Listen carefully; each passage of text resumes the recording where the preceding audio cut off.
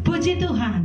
Shalom saudara sekalian, jemaat-jemaat yang ada di dalam rumah saat ini yang sedang mengikuti acara live streaming FB GBI Hope, dimanapun Anda berada, di rumah ataupun orang-orang yang saat ini dalam perjalanan ataupun di mana, kiranya berkat Tuhan senantiasa tercurah dalam setiap kehidupan kita. Kita harus tahu bahwa saat ini adalah hari yang sangat-sangat luar biasa. Tuhan Yesus Kristus mati buat saya, buat saudara sekalian. Dan ini dari kemenangan seharusnya bagi kita semua. Untuk itu mari kita masuk di dalam hadirat Tuhan. Mari jemaat Tuhan, kita mau angkat hati kita, kita mau angkat tangan kita, kita mau menyembah Tuhan yang hidup, Allah yang perkasa, Bapa di atas segala bapa. Dia yang ajaib, Dia yang sungguh mulia, yang memberikan kita kemampuan sampai saat ini untuk hidup di dalam anugerah Tuhan. Haleluya. Mari sama-sama katakan pujian ini. Sungguh besar setiamu, nyata di sepanjang hidup.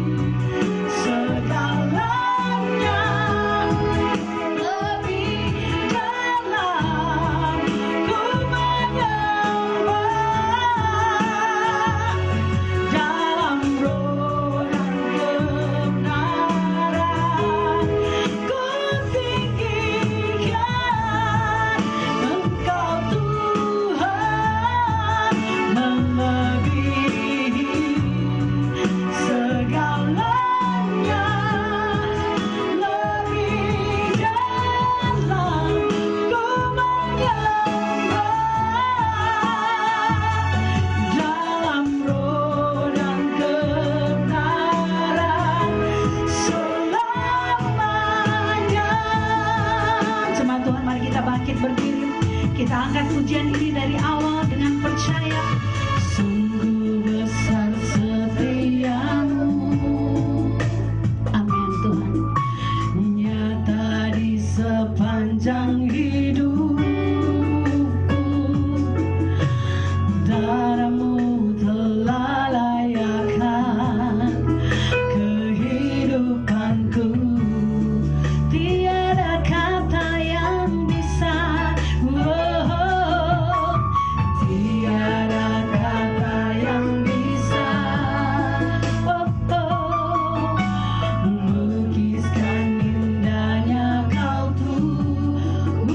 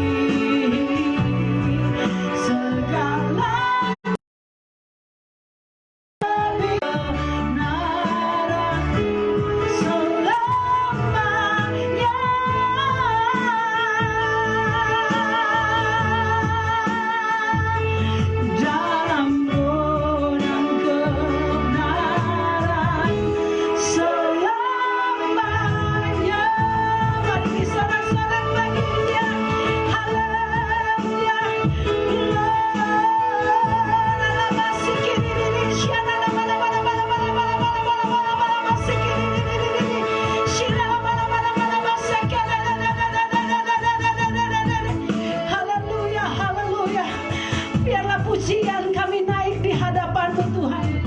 Penyembahan kami naik di hadirat-Mu Bapa di surga. Terima kasih untuk lawatan-Mu di pagi hari ini. Kami bersyukur kalau sampai saat ini penyertaan Tuhan sempurna bagi kami. Betapa Engkau baik dan sangat baik. Engkau mau mati bagi kami semua Tuhan. Terima kasih untuk perayaan hari ini. Kami mau menikmati Tuhan apa yang sudah Tuhan buat 2000 tahun yang lalu bagi kami sebagai umat-umat pilihan-Mu. Betapa Engkau baik. Engkau mau rela memberikan nyawanya bagi kita semua.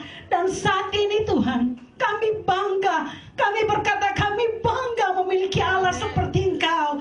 Karena Engkau bukannya mati, tetapi di hari yang ketiga Engkau bangkit di antara orang mati bagi kita semua, umat-umat pilihan-Mu. Terima kasih Bapa di surga. Terima kasih Roh Kudus untuk pagi, siang, hari ini Tuhan. Lawatan-Mu di rumah-rumah. Dan saat ini kami bersyukur ada pemulihan di antara rumah-rumah tangga. Karena ada perbuatan yang baik Tuhan. Di mana mulai dari terkecil keluarga-keluarga didatangi oleh Tuhan. Di mana ada mesbah Tuhan di setiap keluarga-keluarga Kristen. Ada pemulihan bagi kehidupan keluarga Kristen yang ada di muka bumi ini. Terima kasih Tuhan, terima kasih Roh Kudus. Terpuji nama-Mu untuk segala kasih-Mu. Dan saat ini Tuhan, kami terus berdoa untuk kota kami Manado, Sulawesi Utara, bahkan untuk bangsa Indonesia. Kami memberkati bangsa kami memberkati kota kami memberkati provinsi kami yang ada. Tuhan, biarlah pemulihan Tuhan terus ada bagi kami. Bangkitkan Tuhan anak-anak muda, bangkitkan orang-orang Tuhan, anak-anak Tuhan yang saat ini lemah, berikan mereka kekuatan bagi mereka dalam nama Yesus. Karena ada penuaian yang luar biasa yang Tuhan sudah berikan bagi kami di saat ini. Banyak yang bertobat. Kami bersyukur karena Tuhan dahsyat dan luar biasa bagi kami. Terpuji nama-Mu Bapa.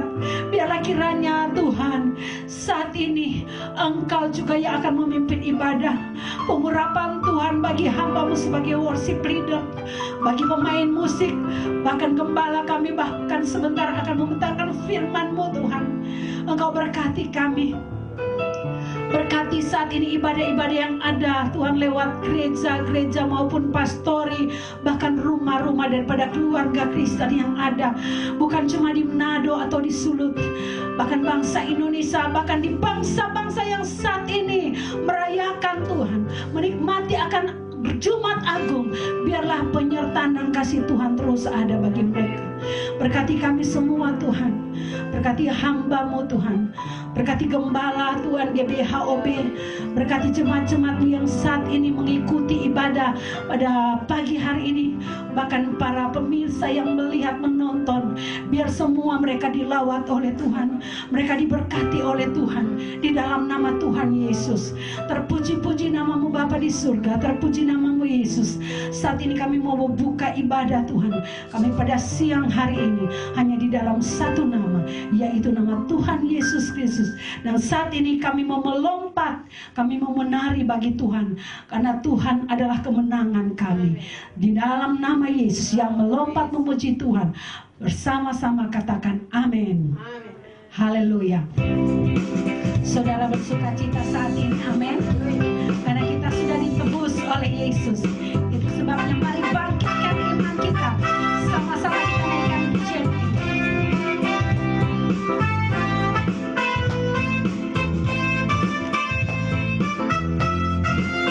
Haleluya.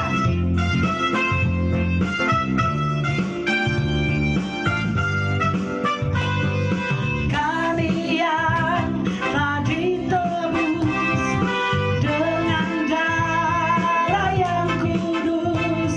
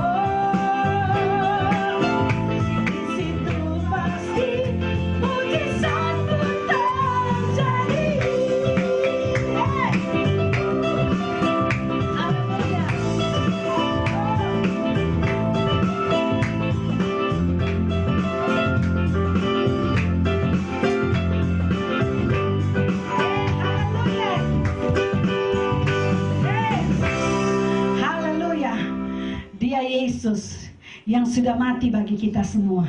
Dan dia juga Yesus yang bangkit bagi kita semua. Bisa katakan amin? Amin. Luar biasa Tuhan kita.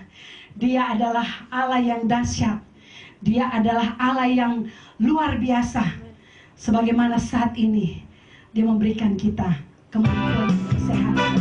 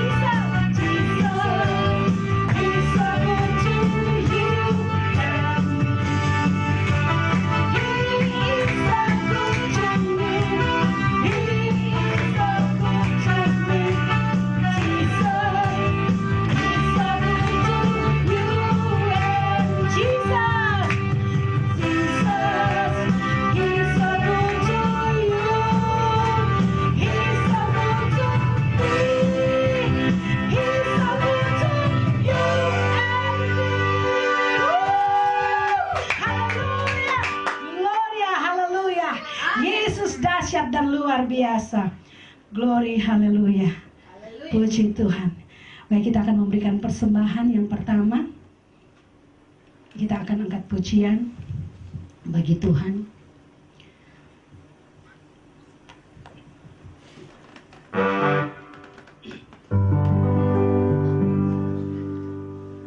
Haleluya.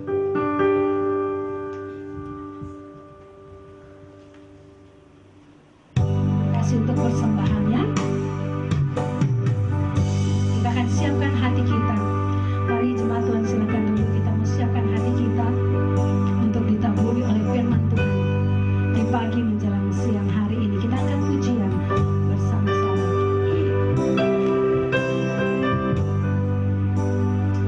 Haleluya, Tuhan, puji Tuhan, terima kasih.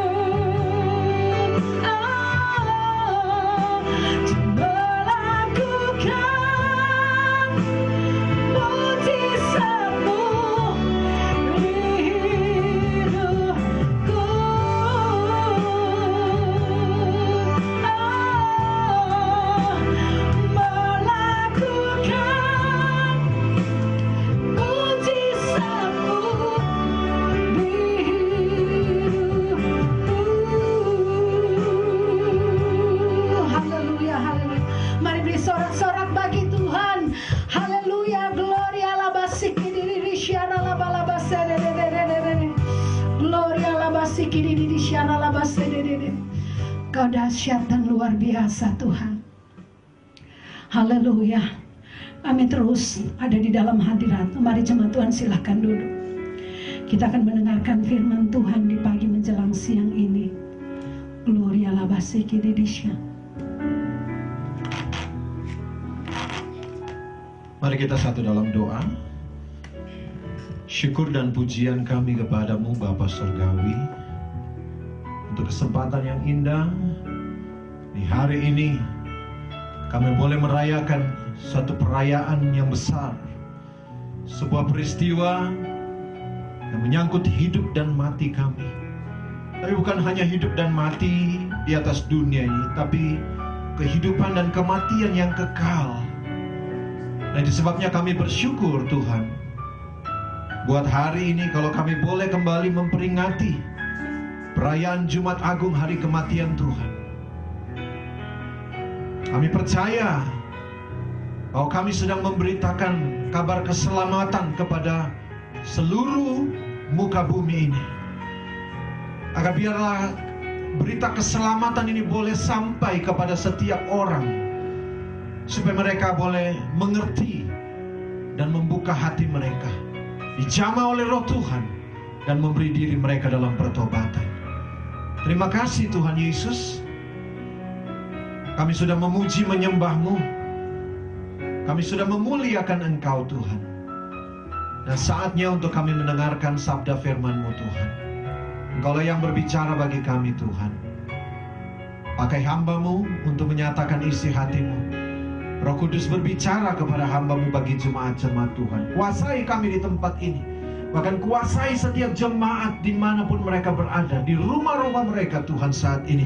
Bahkan setiap pemirsa yang menyaksikan tayangan ini melalui media Facebook, media streaming Facebook Tuhan.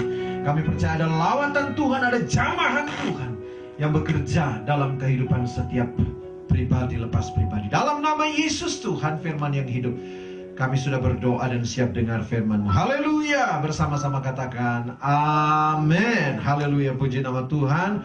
Jemaat Tuhan yang masih berdiri, persilakan duduk. Haleluya. Apa kabar Bapak Ibu Saudara yang dikasih Tuhan? Saya percaya kebaikan Tuhan terus ada dalam kehidupan kita. Amin. Saya percaya di hari Jumat Agung ini ada sebuah makna yang akan kita dapatkan di dalam perenungan firman Tuhan pada saat ini. Nah, langsung saja saudaraku yang dikasih Tuhan, mari kita buka bersama firman Tuhan di dalam Keluaran pasalnya yang ke-12, ayatnya yang pertama sampai ayatnya yang ke-28. Kita akan membaca saudaraku di dalam kitab Keluaran pasalnya yang ke-12, ayatnya yang pertama sampai ayatnya yang ke-28. Nah, yang sudah dapatkan katakan amin. Keluaran pasal 12 ayat 1 sampai 28. Perhatikan firman Tuhan.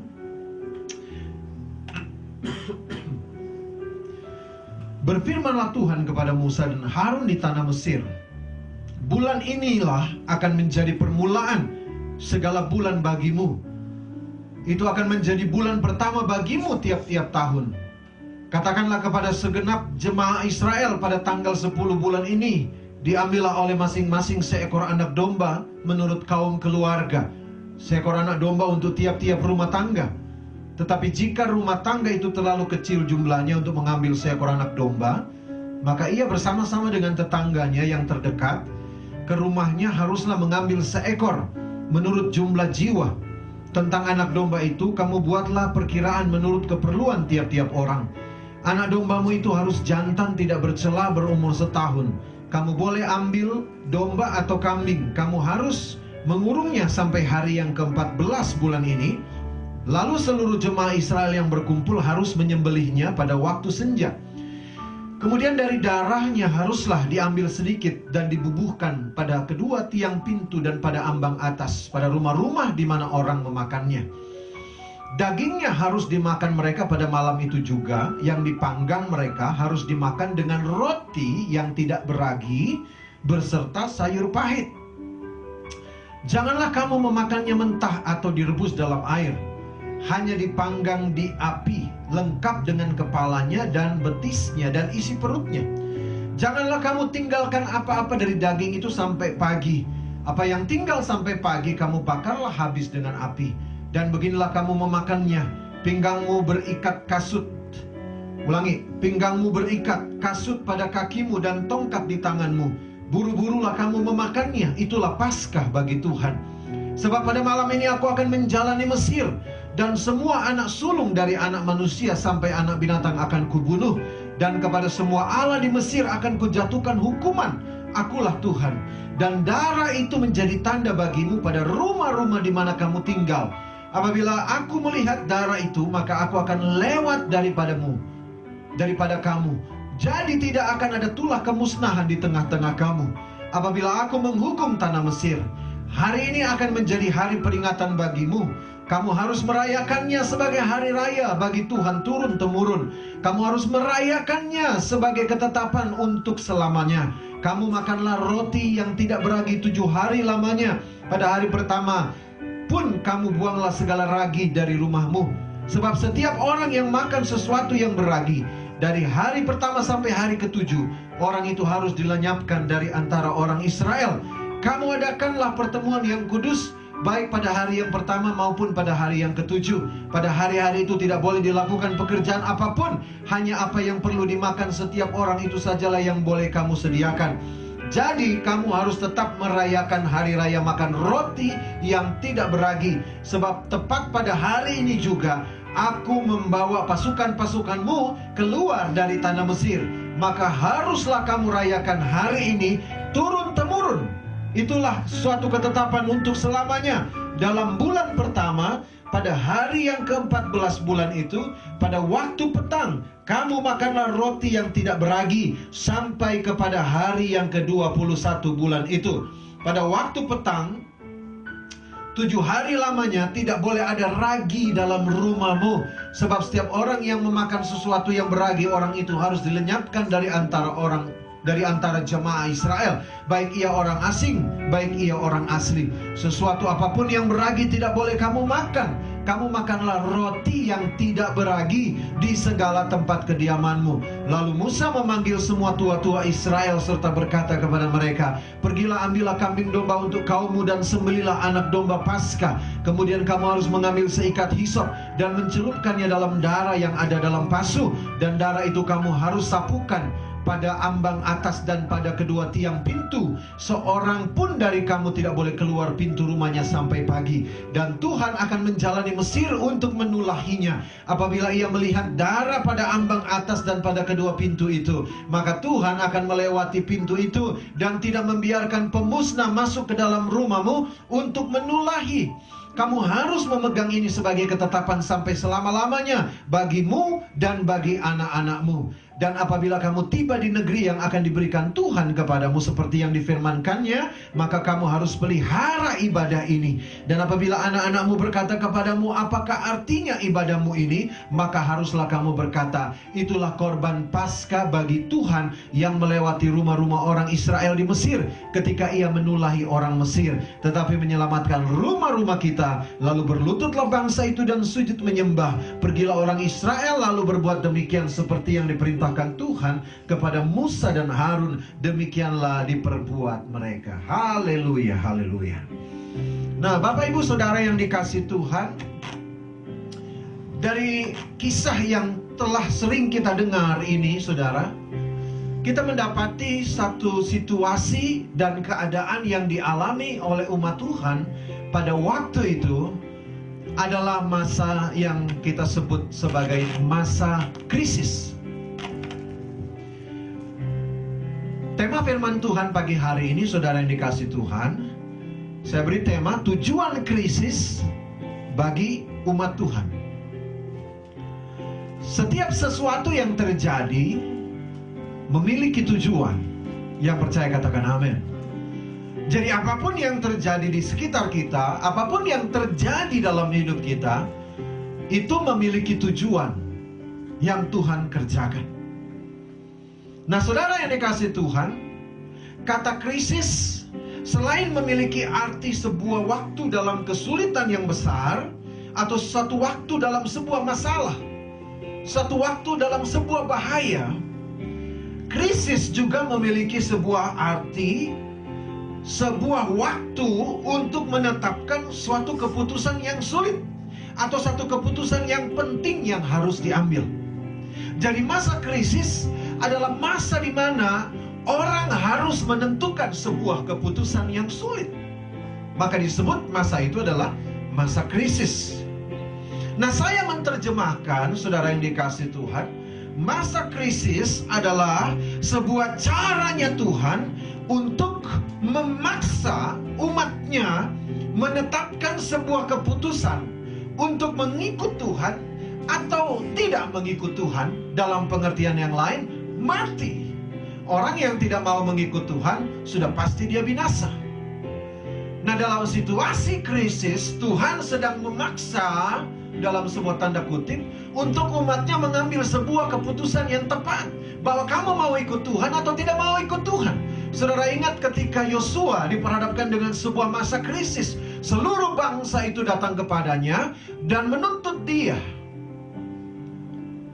Maka apa yang Yosua katakan, saudaraku? Dia berkata, aku dan keluargaku akan tetap menyembah Tuhan. Kalau kalian seluruh bangsa mau beralih kepada berhala, aku dan keluargaku tetap menyembah Tuhan. Nah, inilah sebuah keputusan yang tepat.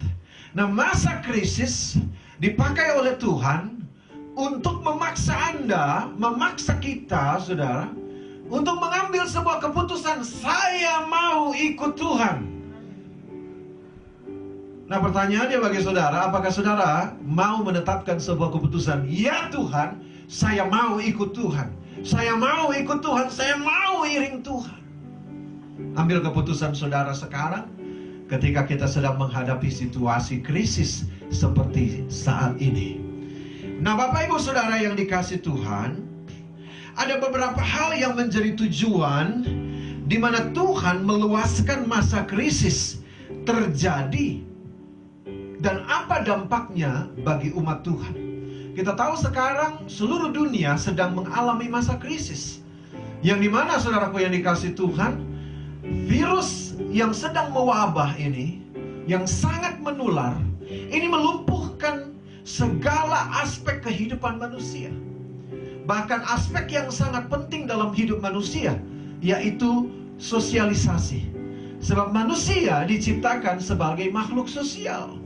Ketika manusia tidak bersosialisasi, maka saudara, secara medis dikatakan imun di dalam tubuhnya pun bisa turun.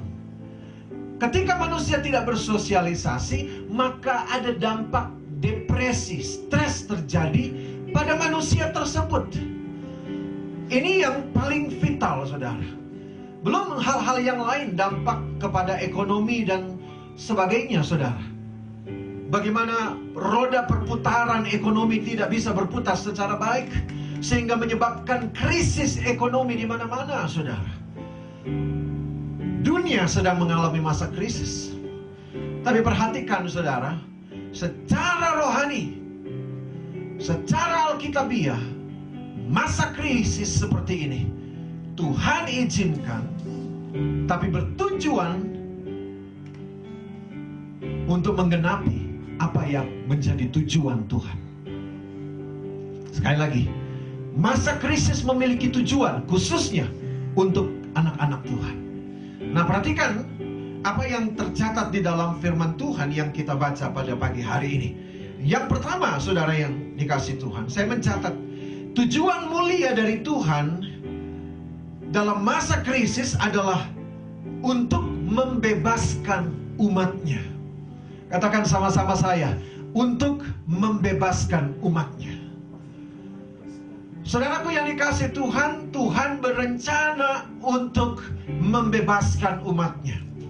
Saya sedang merenungkan, saudaraku yang dikasihi Tuhan, betapa luar biasanya Tuhan, betapa ajaibnya Tuhan yang merancangkan perkara-perkara yang tidak dapat kita pahami, tidak dapat kita mengerti. Betapa luar biasanya Tuhan yang mengerjakan, saudaraku, hal-hal yang besar di muka bumi ini hanya untuk bertujuan membebaskan umatnya. Kalau dalam Kisah yang kita baca tentang orang Israel ketika mereka diperbudak di tanah Mesir, saudara bisa bayangkan, saudara, bagaimana Allah mentunggang balikan Mesir, kota megapolitan pada waktu itu, kota yang sangat maju modern pada waktu itu, ditunggang balikan oleh Tuhan hanya untuk membebaskan umatnya.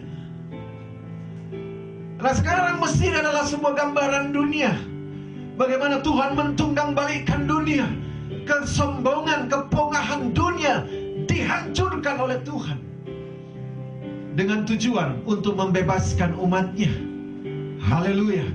Bapak ibu saudara yang dikasih Tuhan, pemirsa dimanapun Anda berada, saya memiliki sebuah keyakinan yang besar bahwa di balik semua ini ada satu rencana Allah yang luar biasa bagi anak-anak Tuhan. Saudara bisa bayangkan, saya merenungkan seperti ini, saudara. Dari sebuah kejadian yang sangat dahsyat ini, ya, ketika semuanya berakhir, saudara, maka gereja-gereja akan menuai banyak jiwa-jiwa. Haleluya. Saudara bisa bayangkan hal tersebut hanya untuk peduli sebuah gereja, hanya untuk mempedulikan gereja Tuhan, umat Tuhan.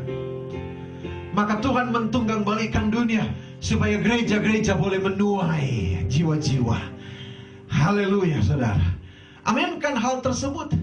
Karena kita harus percaya, saudaraku, bahwa Tuhan punya rencana yang besar di balik semuanya ini.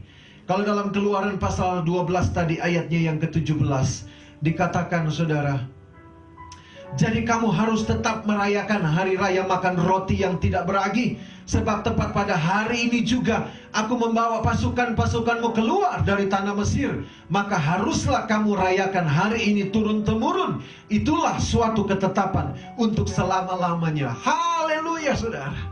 Tuhan menjadikan ini dalam sebuah perencanaan. Tuhan mengizinkan semua hal ini terjadi dalam sebuah perencanaan, bukan asal-asalan. Tuhan sudah punya rencana yang luar biasa. Alkitab berkata rancangan Allah adalah rancangan damai sejahtera, bukan rancangan kecelakaan. Tapi ada orang berkata, Pak, tapi ada banyak pendeta juga mati, Pak. Sekali lagi saya mau katakan kepada saudara, urusan kematian itu urusan Tuhan. Sekali lagi saya mau katakan kepada saudara, bukan bagaimana caranya dia mati, tapi bagaimana caranya dia hidup. Itulah yang diperhitungkan oleh Tuhan. Kalau Anda hidup tapi hidupmu nggak benar, saudaraku, bahkan ketika matinya pun baik-baik, saudara, matinya pun seindah yang mungkin bisa Anda gambarkan, tetap jiwamu nggak akan diselamatkan. Amin, saudaraku. Tapi cara hidupmu yang benar, bahkan ketika dia mati dalam masa peperangan sekalipun, tetap jiwanya diselamatkan. Haleluya, saudara. Jadi Tuhan punya rencana yang besar di balik semuanya ini. Percayalah, kalau Tuhan mentunggang balikan Mesir hanya untuk membebaskan umatnya, Tuhan mentunggang balikan dunia hanya untuk membebaskan umat Tuhan yang ada di bumi pada hari-hari ini. Percayalah, saudaraku. Haleluya. Yang kedua, saudaraku yang dikasih Tuhan, ya, apa yang menjadi tujuan Tuhan melalui krisis atau melalui krisis seperti ini? Tuhan memberikan tanda perlindungan bagi umatnya. Tahukah saudara bahwa Tuhan suka memberikan tanda? Bahkan saudaraku yang dikasih Tuhan, dalam sebuah ayat firman Tuhan dikatakan, saudara, dalam kitab Ulangan, bahwa Tuhan akan memberikan tanda pada dahimu dan pada tanganmu. Tuhan bilang, jadikanlah itu tanda pada dahimu dan pada tanganmu. Tapi kemudian kita tahu dalam kitab Wahyu ada dituliskan di sana, tanda binatang itu, ya, adalah 666 atau bilangan 666 yang akan ditaruh pada dahi dan tangan. Loh, kok sama, saudara? Ketahuilah, saudara yang dikasih Tuhan, iblis itu suka jiplak caranya Tuhan. Iblis itu suka meniru caranya Tuhan. Dalam kitab Ulangan Tuhan bilang, taruhkanlah itu sebagai tanda pada dahimu dan pada tanganmu. Kalau bagi orang Israel, makanya mereka menggunakan ikat tangan, dan ada satu tanda, saya lupa namanya, saudara, di kepala mereka. Itu menjadi tanda di tangan dan di dahi mereka. Lalu iblis mulai ikut-ikutan, saudaraku. Ya, kasihan dia, saudara. Nah, saudaraku yang dikasih Tuhan, Tuhan suka memberikan tanda. Nah, apa yang Tuhan berikan lewat situasi krisis ini? Di dalam Keluaran 12 ayatnya yang ke-12 dan ke-13 dikatakan begini. Sebab pada malam ini aku akan menjalani tanah Mesir, dan semua anak sulung dari manusia, dari anak manusia sampai anak binatang akan kubunuh. Dan kepada semua Allah di Mesir akan kujatuhkan hukuman. Akulah Tuhan. Dan darah itu menjadi tanda bagimu pada rumah-rumah di mana kamu tinggal. Apabila aku melihat darah itu, maka aku akan lewat daripada kamu. Jadi tidak akan ada tulah kemusnahan di tengah-tengah kamu apabila aku menghukum tanah Mesir. Tuhan suka memakai tanda. Maka Tuhan menandai umatnya dengan tanda darah. Dalam perjanjian baru, tanda darah yang kita terima dalam hidup kita adalah tanda darah anak domba yang tidak bercacat celah. Darah Yesus Kristus yang lebih tinggi daripada darah anak domba yang biasa. Yang lebih mulia dari darah domba yang adalah binatang atau hewan. Darah Yesus lebih mulia, jauh lebih mulia.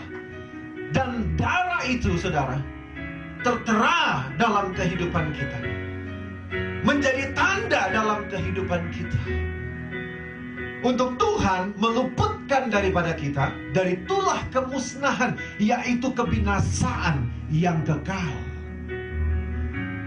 Ada amin, saudara. Tuhan sudah menandai kita. Anda harus berlindung kepada Tuhan. Orang yang gak berlindung kepada Tuhan, dia akan binasa.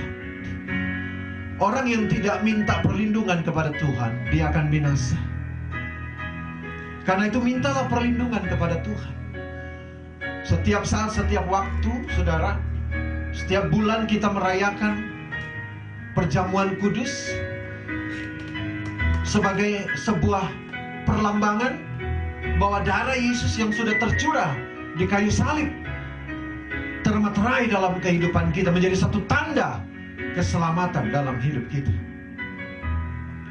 Nah, saudaraku yang dikasih Tuhan, yang ketiga, saudara, tujuan dari krisis yang terjadi, saudara, khususnya bagi anak Tuhan, Tuhan sedang menyatakan jaminan bagi umatnya. Sekali lagi, saudara, tujuan krisis adalah Tuhan sedang memberikan jaminan bagi umatnya. Jaminan yang diberikan oleh Tuhan bagi umat Tuhan. Saudara perhatikan, ketika pada masa krisis yang terjadi di Mesir pada waktu itu, Tuhan bilang sama umat-umatnya, kamu masuk rumahmu, sembelilah hewan, korban, domba, kambing, dan kamu makan bersama-sama di dalam rumahmu.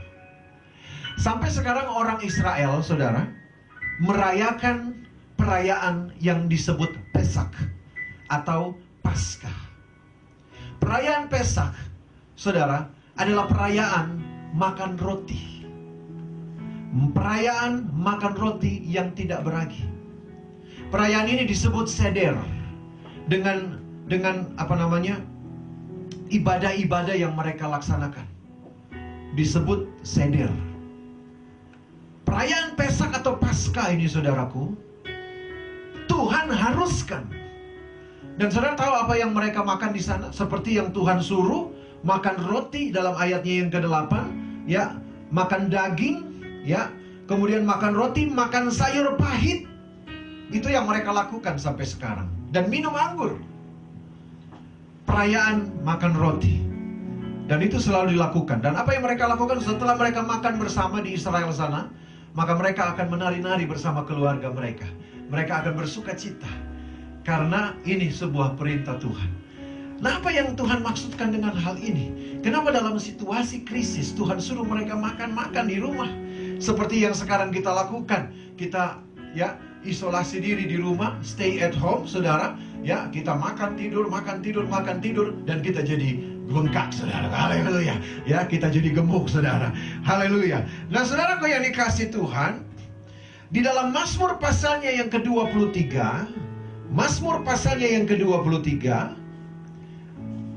kita tahu bersama ayat ini menjadi ayat hafalan. Ayatnya yang kelima, firman Tuhan katakan begini dalam sebuah statement yang unik. Engkau menyediakan hidangan bagiku di hadapan lawanku. Sekali lagi, engkau menyediakan hidangan bagiku di hadapan lawanku. Bagi saya ini unik, saudara. Kenapa? Bagaimana mungkin, saudaraku, ya, seseorang yang sedang berseteru dan sedang berhadapan dengan musuhnya yang siap untuk berperang, tapi Tuhan kasih makan dia, saudara, untuk makan di situ di hadapan lawan-lawannya, di hadapan musuh-musuhnya. Ini sesuatu yang unik, saudaraku. Tapi ini tercatat dalam firman Tuhan. Engkau menyediakan hidangan bagiku, kata Daud, di hadapan lawanku. Nah, saudaraku yang dikasih Tuhan,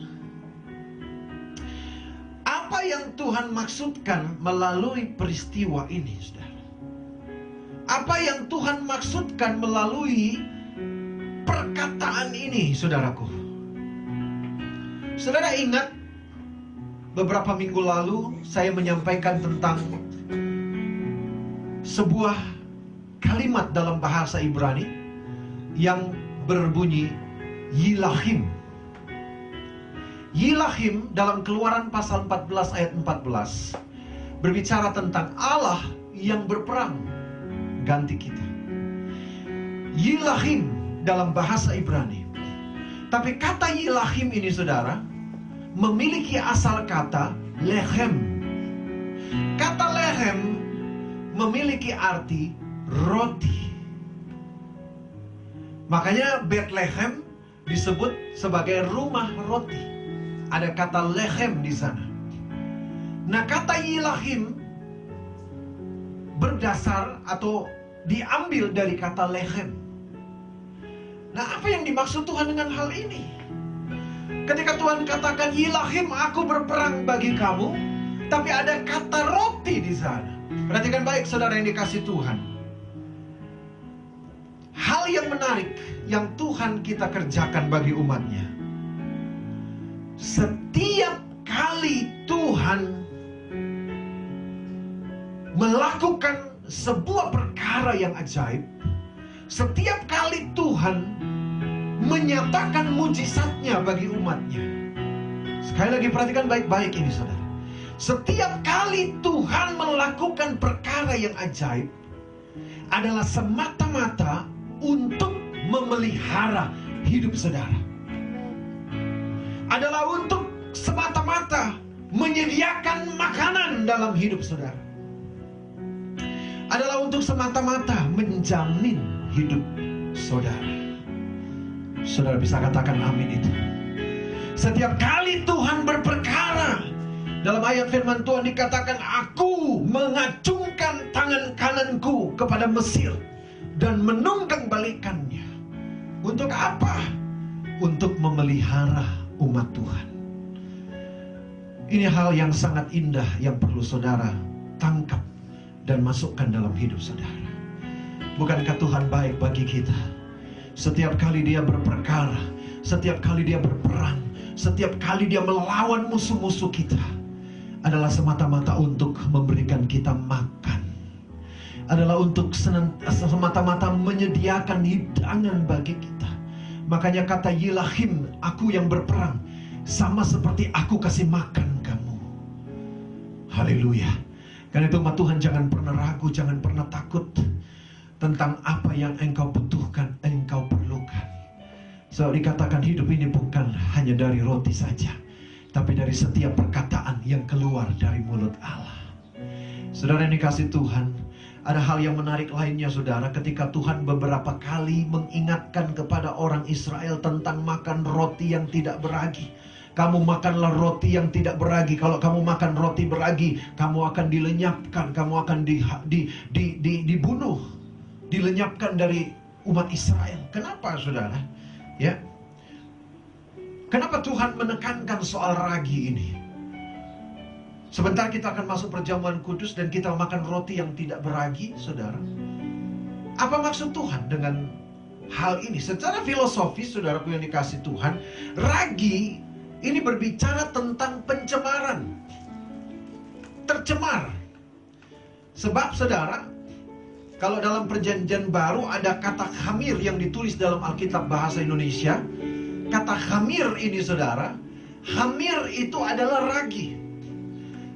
Khamir, ya saudara, di dalam Matius 13 ayat 13, Lukas 13 ayat 21, ya, kemudian seorang wanita itu mengambil 3 sukat tepung dan dia memasukkan ragi dan saudara mengkhamiri. Ragi itu mengkhamiri tepung tersebut. Ya, saudara. Kata khamir ini adalah ragi. Dan apa yang terkandung di dalam ragi, perlu saudara ketahui bahwa ragi itu adalah mikroorganisme. Ragi itu adalah sebuah mikroba, Lactobacillus dalam bahasa Latinnya, saudara. Ini adalah bakteri. Ragi itu adalah bakteri. Dan dia hidup. Ketika dicampur dengan air dan adonan tepung, saudara, dia hidup. Dan ketika dia bereaksi terhadap asam laktat, saudara, maka membuat adonan tepung itu menjadi mengembang. Ketika dia mengembang ini, saudara, secara filosofis, ini berbicara tentang rohani yang palsu. Tuhan gak suka orang yang memiliki kerohanian yang palsu. Pura-pura rohani, ya, pura-pura alim, saudara. Ya, ibadahnya pun hanya pura-pura. Persembahannya pun pura-pura, saudara. Seperti ini. Sedikit ragi dalam Galatia pasal 5 ayat 9 sudah mengkhamiri adonannya. Saudaraku yang dikasih Tuhan, mengapa Tuhan Allah melarang orang Israel pada waktu itu memakan ragi? Sudah tahu pada waktu dulu orang Israel membuat ragi itu dari gabah, ya, dari kulit gandum. Kalau sekarang orang bilang dedak. Kalau dedak itu, saudara, sekarang orang kasih makan ternak, buat ayam, buat bokeh, saudara. Zaman dulu mereka bikin ragi pakai itu. Nah, Tuhan melarang orang Israel dalam sebuah pengertian untuk menguduskan diri mereka. Jangan cemari hidupmu dengan hal-hal yang tidak berkenan di hadapan Tuhan, dengan hal-hal yang kotor, dengan hal-hal yang duniawi, dengan hal-hal yang tidak berkenan. Dalam masa krisis ini Tuhan juga menginginkan supaya kita memahami hal ini.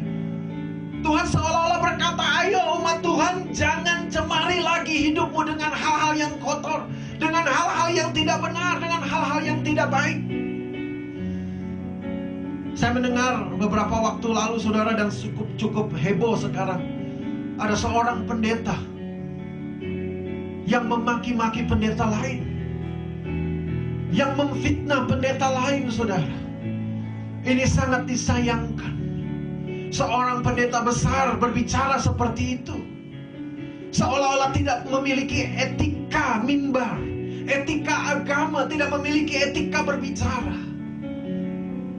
Dan apa yang dia katakan semata-mata adalah fitnah belaka. Apa yang diharapkan dari hal-hal yang kotor seperti itu? Sementara dalam situasi krisis seperti ini, seolah-olah Tuhan katakan, ayo jangan khamiri hidupmu dengan hal-hal yang kotor, dengan hal-hal yang najis, dengan hal-hal yang tidak berkenan, yang hanya akan membuat engkau memuai secara palsu, menjadikan hidup rohanimu secara palsu. Jangan pakai ragi duniawi, jangan pakai ragi dalam kehidupan saudara. hidupmu tercemar, saudara. Hari-hari ini, dalam masa krisis ini, ayo mari kita lebih lagi merendahkan diri di hadapan Tuhan. Lebih lagi kita mau datang kepada Tuhan dan memberikan hidup kita secara bersih di hadapan Tuhan, secara berkenan di hadapan Tuhan, agar kita didapati Tuhan layak untuk datang kepadanya. Haleluya. Saudara yang dikasih Tuhan, biarlah firman Tuhan ini boleh menjadi rema dalam kehidupan kita sekalian pada masa-masa krisis yang sedang dialami. Tapi pegang terus firman Tuhan, karena janjinya bagi kita semua adalah ya dan amin. Haleluya, haleluya. Nah, saudaraku yang dikasih Tuhan, mari persiapkan hatimu untuk kita akan masuk di dalam perjamuan suci. Kita akan masuk di dalam perjamuan kudus pada saat ini. Saudara yang dikasih Tuhan, jemaat-jemaat yang sudah menerima roti dan anggur di rumah masing-masing,